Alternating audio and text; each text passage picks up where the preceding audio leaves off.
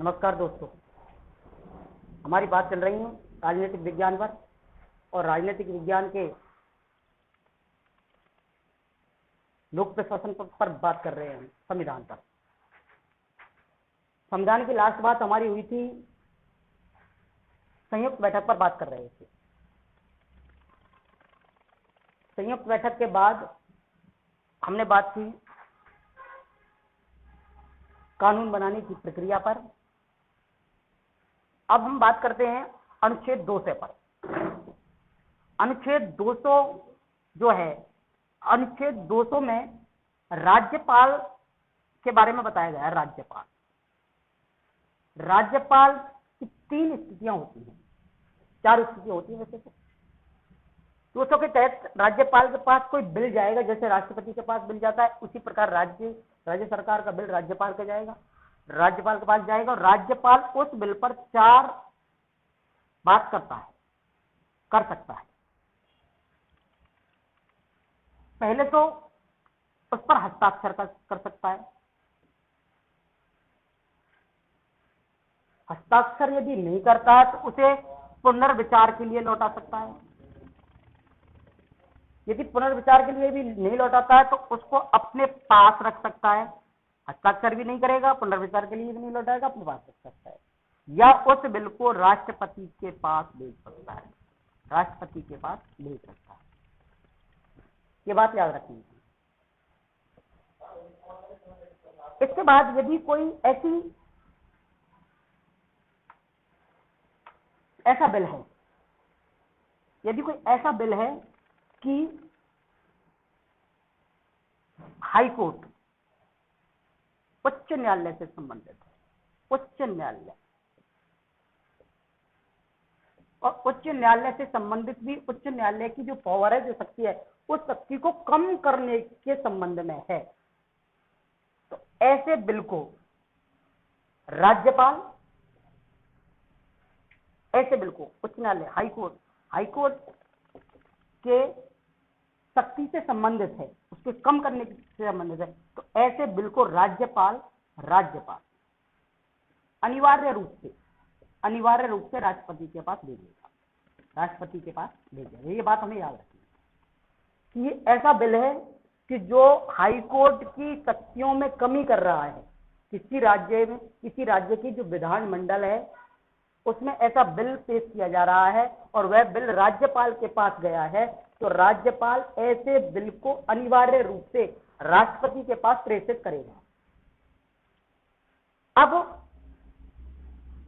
अनुच्छेद 201 के तहत जो बिल राष्ट्रपति के पास भेजा गया है, उस बिल पर राष्ट्रपति स्वीकृति दे सकता है, स्वीकृति भी दे सकता है। उस बिल को राष्ट्रपति पुनर्विचार के लिए भी लौटा सकता है, ये बात हमें याद रखनी है। अनुच्छेद 200 के तहत तो राज्यपाल के पास जो भी बिल गया है, उस बिल को हस्ताक्षर कर सकता है, उस बिल को पुनर्विचार के लिए लौटा सकता है, उस बिल को अपने पास ही रख सकता है और उस बिल को राष्ट्रपति के पास प्रेषित कर सकता है। लेकिन यदि हाईकोर्ट से संबंधित कोई भी शक्ति है, कोई भी बिल है हाईकोर्ट से संबंधित, ये हाईकोर्ट की शक्तियों में कमी करने से संबंधित कोई बिल है, तो उस बिल को राज्यपाल अनिवार्य रूप से राष्ट्रपति के पास भेजेगा और उस बिल पर अनुच्छेद 201 के तहत राष्ट्रपति स्वीकृति दे सकता है या उसको पुनर्विचार के लिए कितनी भी बार लौटा सकता है। ये बात हमें याद रखनी है। आगे हम और बात करें, जैसे अगली शक्तियों की बात करें राष्ट्रपति की। अगली शक्ति है राष्ट्रपति की विधिक शक्ति।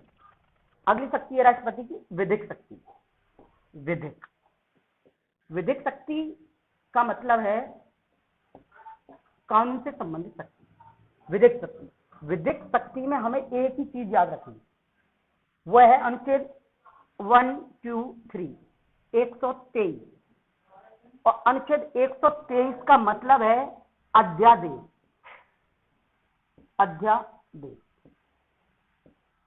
अध्यादेश क्या है? देखो, जब संसद का सत्र नहीं चल रहा हो, संसद का कोई भी सत्र नहीं चल रहा हो और देश में एक ऐसी स्थिति उत्पन्न हो गई है कि कानून बनाना बहुत अनिवार्य है। संसद का सत्र नहीं चल रहा है और देश में ऐसी स्थिति उत्पन्न हो गई है कि कानून बनाना अनिवार्य है। तो ऐसी स्थिति में राष्ट्रपति, कौन? राष्ट्रपति, ध्यान रखेंगे, ऐसी स्थिति में राष्ट्रपति अनुच्छेद 123 के तहत अध्यादेश जारी करता है और यह अध्यादेश कानून की तरह ही काम करता है पूरे देश में। यह अध्यादेश जैसे कानून काम करता है उसी प्रकार अध्यादेश भी काम करता है। इस अध्यादेश की जो वैधता है, अध्यादेश की जो वैधता है, वैधता होती है 6 सप्ताह। यानी ये रखनी है 6 सप्ताह है, 6 माह नहीं है। ध्यान ये रखनी है 6 सप्ताह है, 6 माह नहीं है। यदि 6 सप्ताह तक कोई भी सत्र नहीं लगता है तो फिर अध्यादेश, दूसरा अध्यादेश जारी किया जाएगा और जैसे ही सत्र लगेगा तो वह अध्यादेश संसद के दोनों सदनों में प्रस्तुत किया जाएगा और प्रस्तुत होने के बाद यदि वह बिल पास होता है तो वह कानून का रूप ले लेता है। हमें यह बात याद रखनी। किसमें? विधिक शक्तियों में। अगली हम बात करें जैसे और राष्ट्रपति की और शक्तियों के बारे में बात करेंगे। अगली शक्ति है राष्ट्रपति की न्यायिक शक्ति। न्यायिक शक्ति में 3 चीज याद रखनी है आपको। न्यायिक शक्ति में हमें 3 चीज याद रखनी है। एक तो अनुच्छेद 1, 2 का 4 यानी 124, अनुच्छेद 124 याद रखना है। अनुच्छेद 124 के तहत राष्ट्रपति सुप्रीम कोर्ट में जजों की, न्यायाधीशों की नियुक्ति करता है। न्यायाधीशों की क्या करता है? नियुक्ति करता है। कौन करता है? राष्ट्रपति करता है। कौन करता है? राष्ट्रपति। याद रखिए इस बात। राष्ट्रपति अनुच्छेद 124 के तहत सुप्रीम कोर्ट में न्यायाधीश की नियुक्ति करता है। आगे अभी और बात करें। दूसरी बात है हाई कोर्ट में जजों की नियुक्ति। अनुच्छेद 217 के तहत हाई कोर्ट में जजों की नियुक्ति करता है, न्यायाधीशों की नियुक्ति करता है। 2 बात तो ये न्यायिक शक्ति में ये याद रखनी है। एक महत्वपूर्ण बात है जो राष्ट्रपति की जो महत्वपूर्ण न्यायिक शक्ति है वो हमें अब याद रखनी है। राष्ट्रपति की जो महत्वपूर्ण शक्ति है, न्यायिक शक्ति, वह है आर्टिकल 72 यानी अनुच्छेद 72। अनुच्छेद 72 के तहत राष्ट्रपति को क्षमादान की शक्ति प्राप्त है। क्षमादान की शक्ति प्राप्त है। क्षमादान की शक्ति का मतलब है कि जो भी दंड मिला है, उस दंड को कम करना। उस दंड को क्या करना? कम करना। जैसे फांसी में लिए किसी को, तो फांसी को कम कर सकता है, फांसी को माफ कर सकता है, या फांसी को आजीवन कारावास के रूप में बदल सकता है। कहने का मतलब ये है कि अनुच्छेद 72 के तहत राष्ट्रपति क्षमादान करता है और वह जो सजा दी गई उस सजा को कम करता है। राष्ट्रपति सजा को बढ़ा नहीं सकता। ये बात हमें याद रखनी है। आगे यदि और हम बात करें,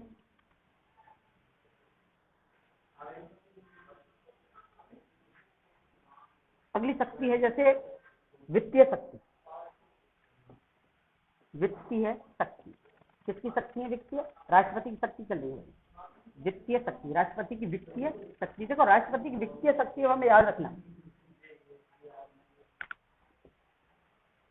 पहली बात हमें याद रखनी है, धन विधेयक। कोई भी धन विधेयक है, कोई भी धन विधेयक है, उस धन विधेयक पर राष्ट्रपति की पूर्वानुमति जरूरी है। पूर्वानुमति जरूरी है, यानी धन विधेयक को प्रस्तुत करने से पहले राष्ट्रपति की अनुमति लेनी जरूरी है। अब यदि हम जैसे राष्ट्रपति की धन विधेयक पर अनुमति ले रहे हैं तो राष्ट्रपति एक बार धन विधेयक को भी राष्ट्रपति एक बार धन विधेयक को पुनर्विचार के लिए नहीं लौटा सकता, जैसे अन्य विधेयकों को पुनर्विचार के लिए लौटा सकता है, उस प्रकार धन विधेयक को पुनर्विचार के लिए राष्ट्रपति नहीं लौटा सकता। ये बात याद रखिए। अन्य जो विधेयक है उन विधेयकों को तो राष्ट्रपति अनुच्छेद 111 के तहत यानी 111 के तहत अनुच्छेद 111 के तहत एक पुनर्विचार के लिए लौटा सकता है राष्ट्रपति, लेकिन जो धन विधेयक है उस धन विधेयक को राष्ट्रपति पुनर्विचार के लिए नहीं लौटा सकता। नंबर 2 बात याद रखनी हमें, अनुच्छेद 267 में कोई खास नहीं है, ध्यान रखेंगे। आकस्मिक निधि का प्रयोग राष्ट्रपति कर सकता है, ये बात ध्यान रखें। एक बात और है, तीसरी बात, हर 5 वर्ष में राष्ट्रपति वित्त आयोग का गठन करेगा।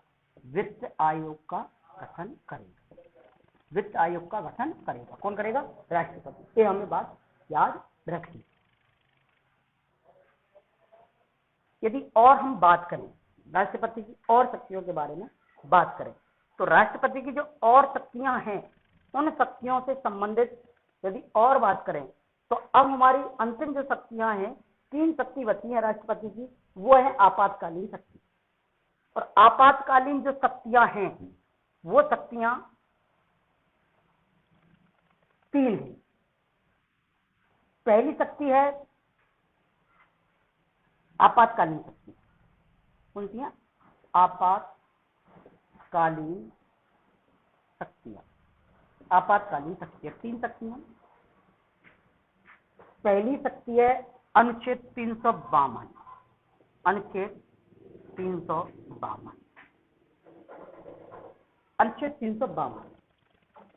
इसमें अनुच्छेद 352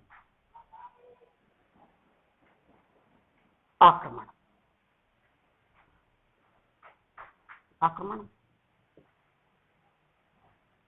युद्ध,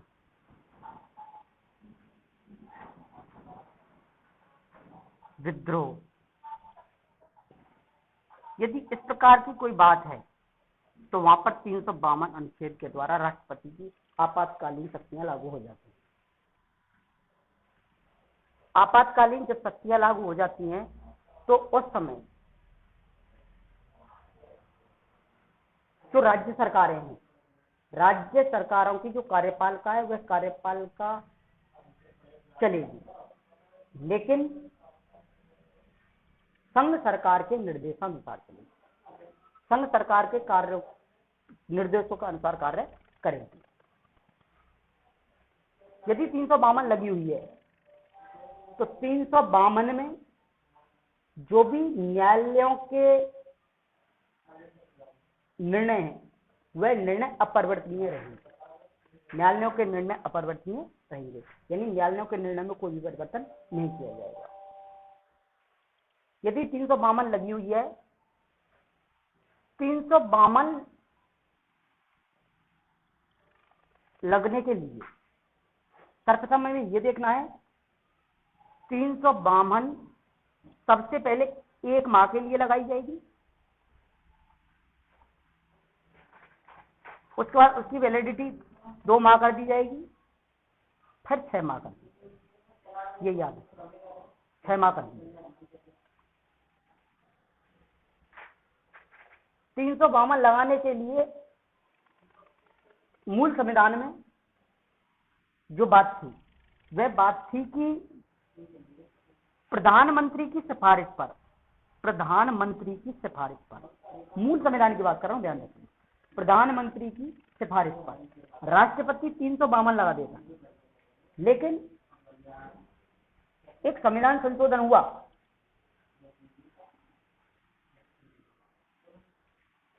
चौवालीसवां संविधान संशोधन। 44वें संविधान संशोधन के तहत 1978 में यह संशोधन कर दिया गया कि जब तक मंत्रिमंडल कौन? मंत्रिमंडल।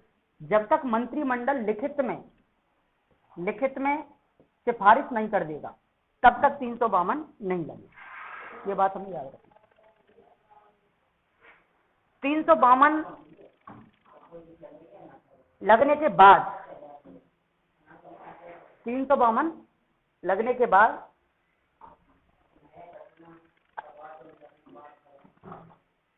देश में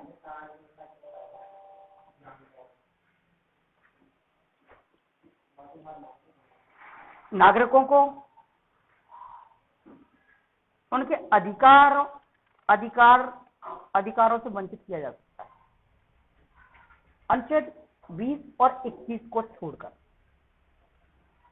20 और 21 को, यानी अधिकार 20 और 21 को छोड़कर देश के नागरिकों को उनके अधिकारों से वंचित किया जा सकता है। अब तक हम देखें तो हमारे देश में 352 का प्रयोग 3 बार किया गया है। ये बात हमें याद रखनी है। पहली बार किया गया था 1962 में चीन युद्ध के समय। इस समय हमारे यहां जो राष्ट्रपति थे वो सर्वपल्ली राधाकृष्णन थे।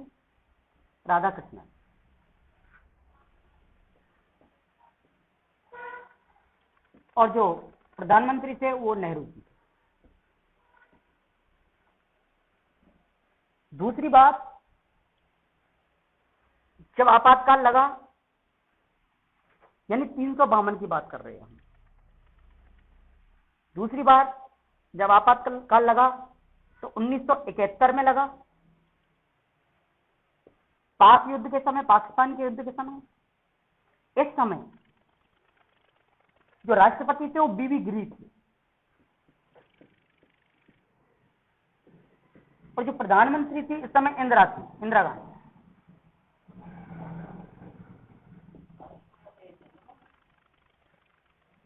तीसरी बार जब राष्ट्रपति आपातकाल लगा तो वो बात है 1975 की। इस समय आंतरिक अशांति के कारण बताया गया था कि आंतरिक अशांति के कारण 1975 में क्या लगा दिया गया? 352 लगा दिया। और इस समय जो राष्ट्रपति थे उनका नाम था फखरुद्दीन अली।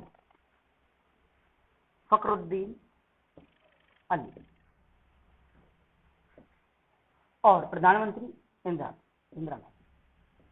गांधी जी प्रधानमंत्री थी। ये हमारी 352 की बात होगी। अब हमें बात जो याद रखनी है आगे, दूसरी आपातकाल राष्ट्रपति की है, उसका नाम है 356। 356 जो हमें याद रखना है, 356 में संवैधानिक जब तंत्र विफल हो जाता है किसी राज्य का, संवैधानिक तंत्र जब विफल हो जाता है किसी राज्य का, तो तब 356 लगाया जाता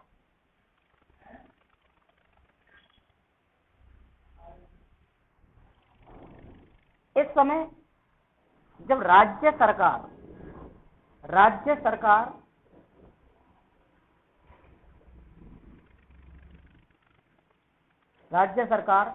अल्पमत में आ जाए, या राज्य सरकार पर कानून व्यवस्था न समझे, तो उस समय उस राज्य में 356 लगाया जाता है। 356 जब लगता है तो संबंधित राज्य की जो कार्यपालिका है वह कार्यपालिका भंग हो जाती है और उस कार्यपालिका का जो कार्य है वह संघ सरकार के पास चला जाता है।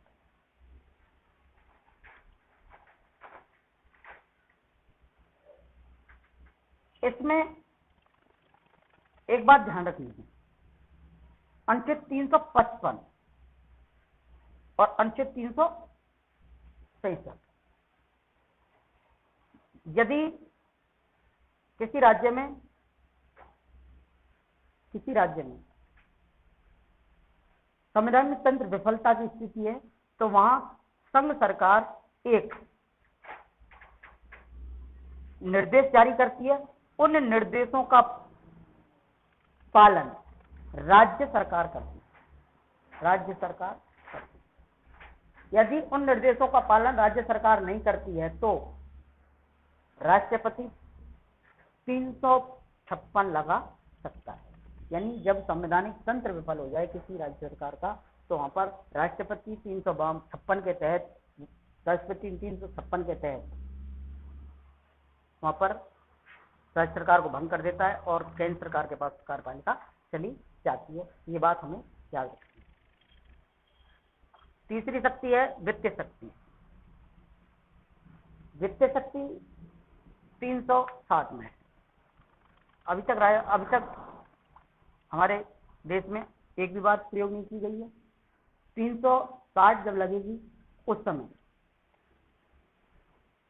सभी प्रकार की अधिकारियों के वेतन भत्ते सुख सुविधाएं सभी समाप्त कर दी जाएंगी एक राष्ट्रपति को छोड़कर। इस वीडियो में इतना ही। आगे नया टॉपिक अगली वीडियो में पढ़ेंगे।